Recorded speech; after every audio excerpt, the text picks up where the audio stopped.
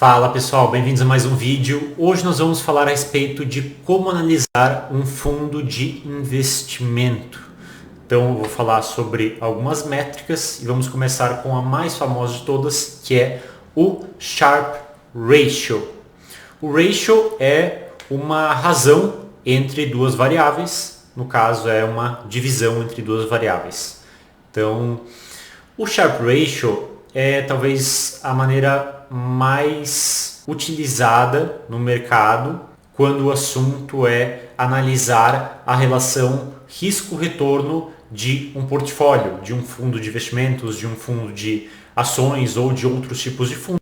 Fundos que fazem qualquer tipo de investimento, né? Seja derivativos, seja câmbio, seja renda fixa, seja renda variável, seja investimento nacional, seja investimento no exterior, enfim. O Sharpe Ratio é a forma mais utilizada no mercado de nós avaliarmos a relação risco-retorno.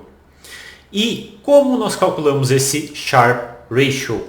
Ele é o retorno em excesso no portfólio, e o retorno em excesso do portfólio é igual ao retorno esperado do nosso portfólio, retorno esperado da nossa carteira, ou retorno esperado da carteira de determinado fundo, menos taxa livre de risco. A taxa livre de risco seria a nossa renda fixa, que no Brasil a Selic, e nos Estados Unidos seria, por exemplo, os títulos do governo americano, governo federal americano, certo?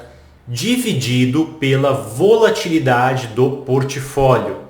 A volatilidade do portfólio é igual ao desvio padrão do retorno esperado. Ou seja, eu vou pegar o retorno que aquele portfólio teve, menos a taxa livre de risco naquele período que eu estou analisando, dividido pelo desvio padrão do retorno esperado, ou seja, o desvio padrão daquele portfólio, o desvio padrão daquela carteira. E aí eu posso analisar, por exemplo, o último ano, mas posso pegar e analisar um período maior também. E aí, esse cálculo vai ficar o retorno em excesso do portfólio, dividido pela volatilidade do portfólio ou da carteira. Então pode ser retorno em excesso da carteira dividido pela volatilidade da carteira.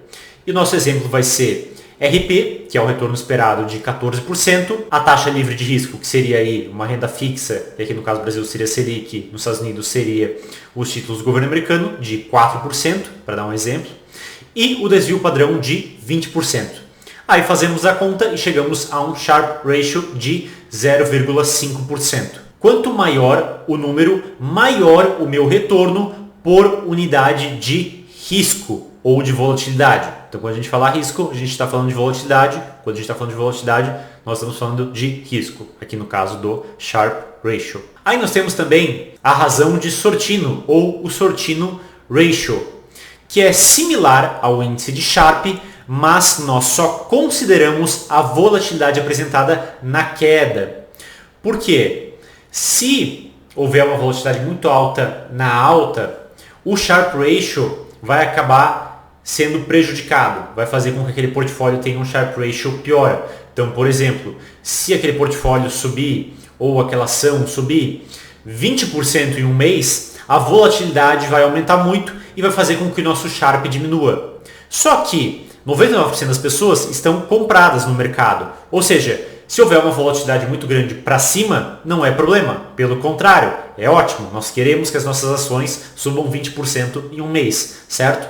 O problema é essas ações caírem 20% em um mês. Ou seja, haver essa volatilidade para baixo, haver uma volatilidade na queda. Então, o Sortino Ratio ele vai tirar essa volatilidade na alta e só vai considerar a volatilidade na queda. E aí nós vamos ter o retorno do portfólio menos risco dividido pelo desvio padrão da queda. Ou seja, ao invés de ser o desvio padrão total, vai ser só o desvio padrão da queda. Temos também o Treynor Ratio, que também é similar ao índice de Sharpe, mas é dividido pelo beta, que é uma medida de risco sistêmico. O beta ele é a covariância entre os retornos do portfólio e os retornos medidos pela variância do benchmark.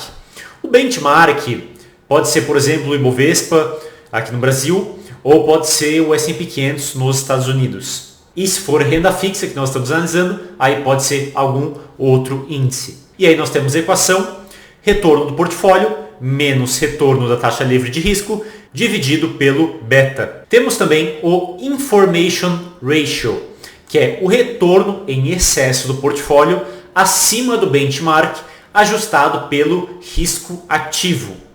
O benchmark pode ser, por exemplo, o Ibovespa ou o S&P 500, no caso das ações.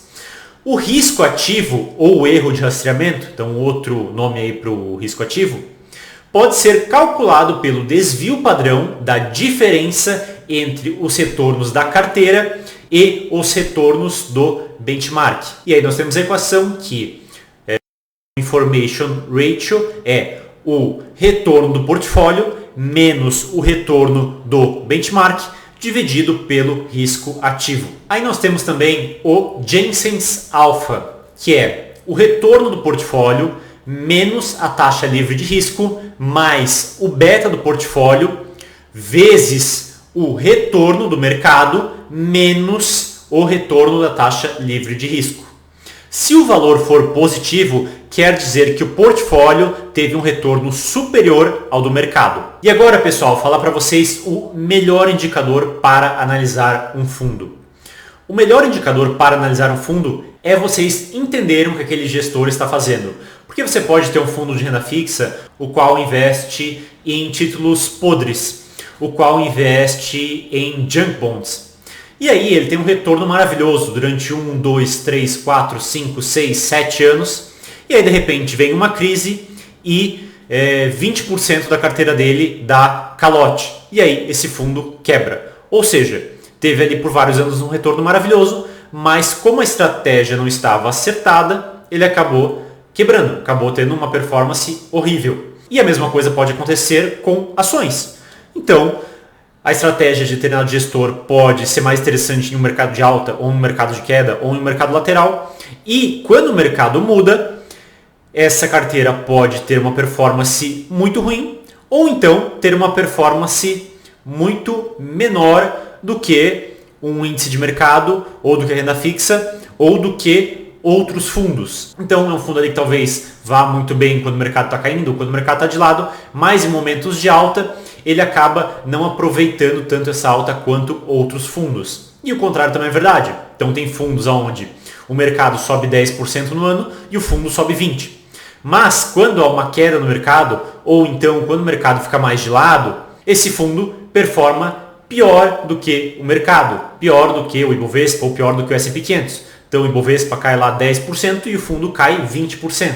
Ou seja, você tem que testar essa estratégia em diferentes ambientes. Então, o melhor indicador é você entender o que aquele gestor está fazendo. Você ver, você ouvir qual que é a estratégia daquele gestor. Não é o retorno que ele teve há 1 ano, ou há 2 anos, ou há 3 anos, nos últimos 3 anos, nos últimos 4, nos últimos 5 anos. Claro que isso tem alguma importância, mas é principalmente entender, e eu diria que isso é 99%, qual que é a estratégia desse gestor. Qual que é o risco que esse gestor está correndo? Faz sentido a estratégia dele? Essa estratégia é lucrativa no longo prazo? Ou ele só teve sorte nos últimos 2, 3, 4, 5 anos? Ou o mercado então foi a favor da estratégia dele? Porque a estratégia dele é comprar ativos de crescimento, os quais se beneficiam muito com altas fortes no mercado, e o mercado subiu muito nos últimos 5 anos. Mas quando o mercado cair, ele também vai sofrer muito mais? Ou então a estratégia dele é uma estratégia mais conservadora, acabou não sendo tão beneficiada em fortes altas do mercado, mas quando houver uma grande queda e o mercado cair 50%, a carteira desse gestor vai cair 20%.